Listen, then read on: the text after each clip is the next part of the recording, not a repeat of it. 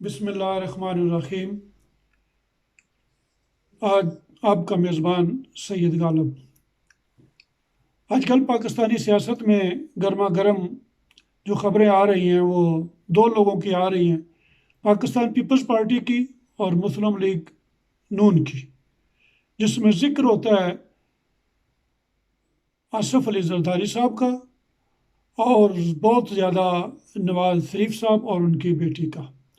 تو میں چاہتا ہوں کہ آپ کو تھوڑی بہت ہی معلومات نواز شریف صاحب کی دوں، ان کی جو پرانی سٹوری ہے وہ تھوڑی سی دہرا دوں، چونکہ دوسری خبریں تو آپ مختلف ٹی وی چینلز پہ اور ان پہ سن ہی رہے ہیں۔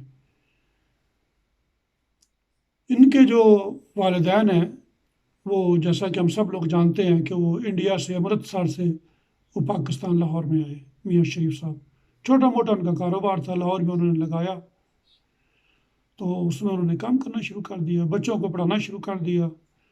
تو نواز شریف صاحب جو ہے ان کو بھی انہوں نے پاکستان لاہور میں گریجویشن کی، اس کے بعد گورنمنٹ یونیورسٹی میں لا پڑھا، سیاسی شوق تھا۔ شروع میں یہ ضلعی سیاست میں رہے، پھر جنرل ضیاء صاحب کا مارشل لا پاکستان میں لگ گیا تو ان کی نظر ان پہ پڑی، چونکہ ان کو تلاش تھی کہ کوئی صحیح برخوردار سا بندہ ان کو چاہیے تھا، ان کو وہ صوبائی سیاست میں لے آئے۔ تو پہلی دفعہ ان کو وزیر خزانہ بنایا گیا پنجاب میں۔ جب انہوں نے اپنی خدمات پیش کی تو ان کو ایکسٹرا سپورٹس کی وزارت بھی دے دی گئی۔ پھر ان کی خدمات جو ہے وہ بڑھتی گئی، برخورداری بڑھتی گئی۔ ضیاء صاحب نے دیکھا کہ یہ تو انتہائی برخوردار بچہ ہے، تو اس کے ہوتے ہوئے مجھے کسی اور کی ضرورت نہیں، چونکہ جتنی برخورداری یہ کر سکتا ہے اتنی کوئی نہیں کر سکتا۔ تو انہوں نے پھر جو ہے ان کو نواز شریف صاحب کو پنجاب کا چیف منسٹر جو ہے وہ بنایا۔ 1985 سے لے کر 1990 تک یہ پنجاب کے چیف منسٹر رہے۔ خدمات ان کی بڑی اچھی رہی، اور اس وقت غیر جماعتی الیکشن ہوئے، انہوں نے بڑی اچھی ووٹ وغیرہ لیے۔ چونکہ غیر جماعتی الیکشن کرانے کا ضیاء صاحب کا مقصد یہ تھا، اب لوگ جو ہسٹری کو جانتے ہیں کہ جتنے بھی اس میں کون سے الفاظ استعمال کروں، کوئی بھی کسی قسم کا بھی جس کا جو کردار تھا اس میں کوئی چھان بین نہیں تھی، صرف اس کے پاس ایک چیز کی ضرورت تھی کہ پیسے کی ضرورت تھی، کہ الیکشن لڑنے کے لیے اس کے پاس پیسے ہونے چاہیے تھے۔ جس کے پاس پیسے تھے اس نے پیسے لگائے، سیاست میں آ گیا، اپنی سیٹ جیت گیا۔ یہ پاکستان کے ساتھ بہت بڑی زیادتی جناح صاحب نے کی تھی، بہت بڑی زیادتی ہوئی، اور جناب محترم نواز شریف صاحب کا تحفہ بھی ہم کو انہوں نے ہی دیا۔ چیف منسٹر کے بعد یہ 3 دفعہ پاکستان کے پرائم منسٹر بھی بنے۔ پاکستانی قوم نے ان کو بڑی عزت دی، ان کو بڑا پیار دیا، بڑا احترام کیا ان کا۔ تو پرائم منسٹر بننے میں ان کی کافی مدد تو جرنیلوں نے بھی کی، فوجی جرنیلوں نے کافی ان کی مدد کی، یقیناً عوام نے بھی ووٹ دیے۔ تو یہ پہلی دفعہ پاکستان کے پرائم منسٹر بنے 1990 سے لے کر 1993 تک۔ پرابلم کیا ہوا، حکومت جلدی ختم کیوں ہو گئی؟ کہ وہ کیا کہتے ہیں کہ ہونہار بروا کے چکنے چکنے پات۔ غلام اسحاق خان صاحب صدر تھے، نواز شریف صاحب کی حکومت ختم ہوئی، وجہ کیا تھی؟ بدعنوانی کے الزام میں ان کی حکومت کو ختم کر دیا گیا۔ اس بات سے آپ اختلاف کر سکتے ہیں، لیکن بات تو تھی۔ پھر دوسری دفعہ یہ پاکستان کے پرائم منسٹر بنے 1997 سے لے کر 1999 تک، پھر 2 سال۔ وجہ کیا ہوئی؟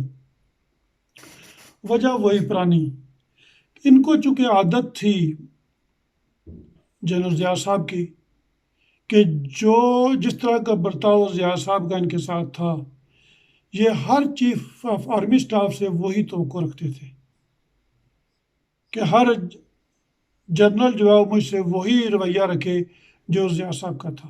تو ضیاء صاحب تو ان کو بڑا پسند کرتے تھے، اتنا پسند کرتے تھے کہ ایک دفعہ دعا دیتے ہوئے انہوں نے کہا کہ نواز میری عمر بھی تمہیں لگ جائے۔ اتنا اتنا یہ برخوردار بچہ تھا جنرل ضیاء کا، جو آج کبھی انقلاب کا نعرہ مارتا ہے، کبھی فوجیوں کے خلاف بات کرتا ہے، کبھی اس کی بیٹی جو نعرے لگاتی ہے کہ یہ جو دہشت گردی ہے اس کے پیچھے وردی ہے وغیرہ وغیرہ۔ تو یہ تو سب سے کر رہے تھے، لیکن یہی وجہ رہی کہ ان کی کسی کے ساتھ بنی نہیں۔ ہر فوجی جرنیل کے ساتھ جو بھی چیف آف آرمی اسٹاف بنا ہے ان کی گڑبڑ سب کے ساتھ۔ اور چیف جسٹس بھی جس نے ان کی بات نہیں مانی، انہوں نے آپ نے دیکھا سپریم کورٹ پر حملہ کر دیا۔ مطلب ہر کرمنل کام یہ بندہ بہت اچھے طریقے سے کر سکتا ہے، اور اس نے کیا ہے۔ جیسے چھوٹے گاؤں میں غنڈہ گردی ہوتی ہے نا، مطلب وہ سوچ ہے ان کی، اور انہوں نے اس کام کو بڑے لیول پہ کیا کہ کوئی بھی طریقہ ایسا ہونا چاہیے کہ حکومت میرے ہاتھ میں رہے، اور حکومت اس طرح کی ہو کہ میں بادشاہ بن کے حکومت کروں، کوئی مجھے روکنے والا نہ ہو، کوئی مجھے ٹوکنے والے نہ ہو۔ وہ اگر چیف جسٹس ہو تو وہ روکنے ٹوکنے والا ان کو پسند نہیں ہے، آرمی کا کوئی جنرل جو ان کو روکے ٹوکے وہ ان کو پسند نہیں، مطلب یس سر والے لوگوں کی ضرورت ہے۔ اور یہی وجہ ہوئی کہ جنرل مشرف کے ساتھ انہوں نے گیم کی، ان کی غیر موجودگی میں انہوں نے وہ دوسرا بندہ جو ہوا اس کو چیف آف آرمی اسٹاف بنانے کی کوشش کی، بٹ صاحب کو۔ تو جنرل مشرف نے فوجی بغاوت کر دی اور حکومت نواز شریف سے چھین لی اور ان کو اریسٹ کر دیا۔ ان پہ مقدمہ بن گیا جہاز ہائی جیکنگ کا اور وغیرہ وغیرہ وغیرہ۔ اس کے بعد وہ تصویریں دیکھو ان کی، جو گاڑی میں جس طرح ان کی حالت ہوئی ہے، بہت بری حالت۔ پھر انہوں نے رونا ٹیکنا شروع کر دیا، پارٹی ان کو چھوڑ گئی۔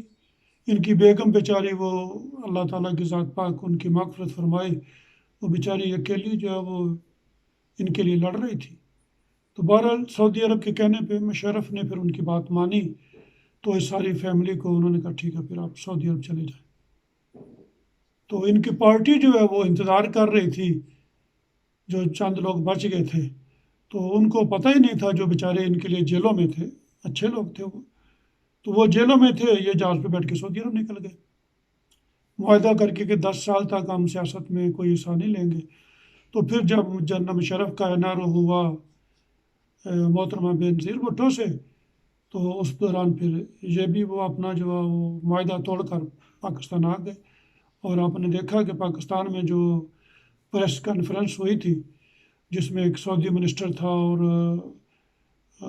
لبنان کا وہ ایک منسٹر بھی تھا، ان کا نام مجھے یاد نہیں، لیکن ان کے والد کا بھی نام فیملی نام حریری تھا، وہ بھی حریری نام سے پہچانے جاتے تھے۔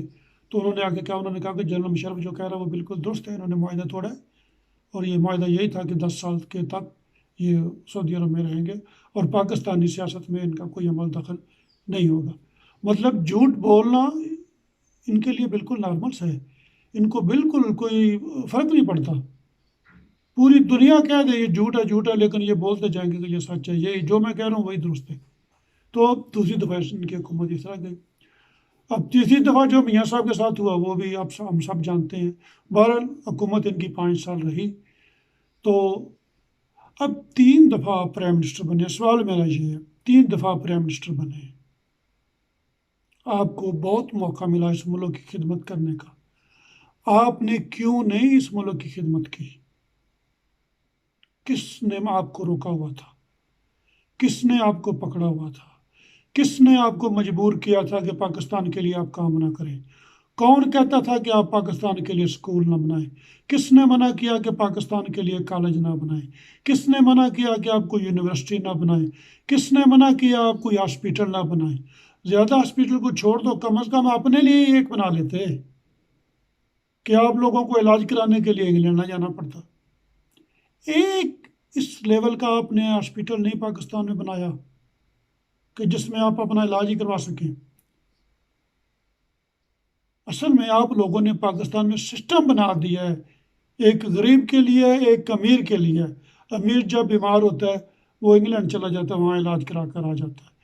غریب جو ہے وہ سرکاری ہاسپٹلس میں جاتا ہے، تو جہاں صرف غریب جائے گا ان اسپتالوں کو وہی حالت ہوگی جو آج کل ہے، کوئی پوچھنے والا جو نہیں ہے۔ پاکستان سکول کا سسٹم دیکھ لو، امیروں کے لیے، میں اسکولوں کا نام نہیں لیتا، بڑے بڑے مہنگے اسکول ہیں، وہ ان کے امیروں کے بچوں کے لیے، اور غریبوں کے بچوں کو جو اسکول ہیں ان کی حالت ہی کوئی نہیں، کیونکہ وہاں صرف غریب پڑھتے ہیں، اس لیے ان کو پوچھنے والا کوئی نہیں، ان کی بڑی بری حالت ہے۔ ان کے کئی اسکول تو درختوں کے سائے تلے بچے وہ زمین پہ وہ بیٹھ کر وہ پڑھتے ہیں، یہ تو حالت ہے۔ اور اس سسٹم کا مطلب یہ ہے کہ اس سسٹم میں رہ کر جو حکومت کریں گے یا بڑے بڑے پوزیشن ہولڈر ہوں گے وہ صرف اور صرف امیروں کے بچے ہوں گے۔ غریب جو ہے وہ اس طرف جائے گا کیا، وہ سوچ بھی نہیں سکتا، کیونکہ اس کی پرورش، اس کی تعلیم و تربیت اس طرح انہوں نے کر دی ہے، سسٹم ایسا بنا دیا کہ وہ اونچا سوچ نہیں سکے۔ اور حکومت کرنے کے لیے صرف ان کے بچے ہیں، نواز شریف صاحب کے بعد ان کی بیٹی ہے، ان کے بعد ان کے بچے آ جائیں گے، اسی طرح وہ بھٹو صاحب کے بعد بے نظیر، بے نظیر کے بعد بلاول، بلاول کے بعد اس کے بھائی وہ جو آپ لوگوں کے پیچھے کھڑے ہیں جنہوں نے پوری پوری زندگی سیاست میں گزار دی ہے، ان کی زندگی کا ایکسپیرئنس ہے، تو وہ کدھر گئے؟ ان کی خدمات کا کون صلہ دے گا ان کو؟ یہ تو بادشاہت ہوگی۔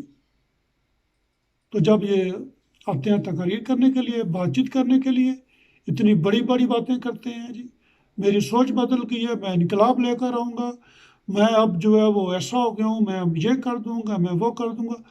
کچھ نہیں کیا سوائے کرپشن کرنے کے، کچھ نہیں کیا سوائے ملک کو لوٹنے کے۔ میں ساری پیپلز پارٹی یا ساری نون لیگ کی بات نہیں کر رہا، زرداری اور نواز شریف فیملی کی بات کر رہا ہوں۔ صرف اور صرف انہوں نے ملک کو لوٹا ہے۔ اب مجھے افسوس ہوتا ہے، میں روز یہ بات کہتا ہوں کہ جب دیکھتا ہوں کہ لوگ ان کے آگے پیچھے دوڑتے کودتے اور ان کے جلسوں میں جاتے اور ان کے اوپر پھول پھینکتے ہیں۔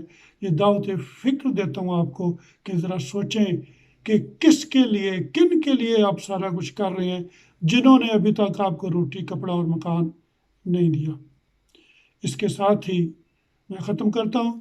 مجھے امید ہے کہ آپ مجھے کمنٹس بھی کریں گے اور سبسکرائب بھی کریں گے۔